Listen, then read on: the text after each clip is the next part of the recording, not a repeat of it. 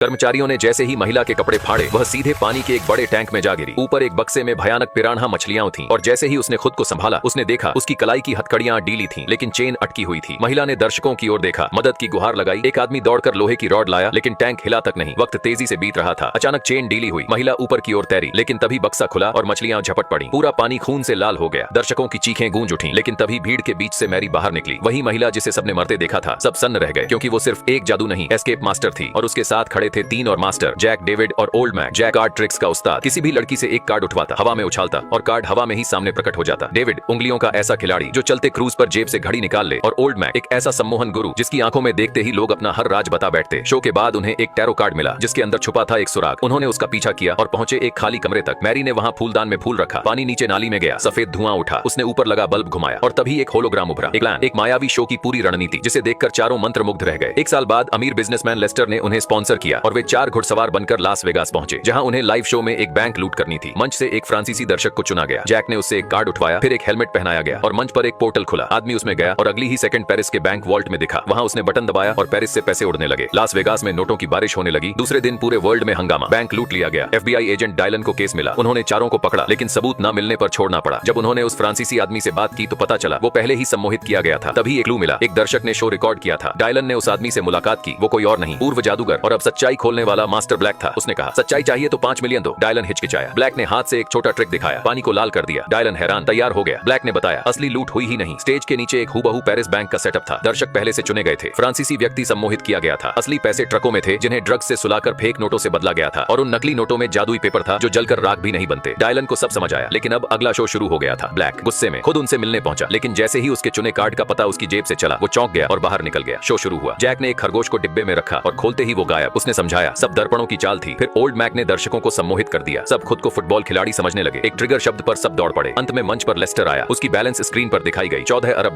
तभी किसी ने टॉर्च से स्क्रीन पर रोशनी डाली, $70,000 गायब और उसी पल दर्शकों के मोबाइल पर मैसेज आने लगे। पैसे उनके अकाउंट में आ गए। असल में ये सभी वो लोग थे जिन्हें लेस्टर की बीमा कंपनी ने धोखा दिया था। हॉल तालियों से गूंज उठा और लेस्टर गुस्से से तिलमिला गया।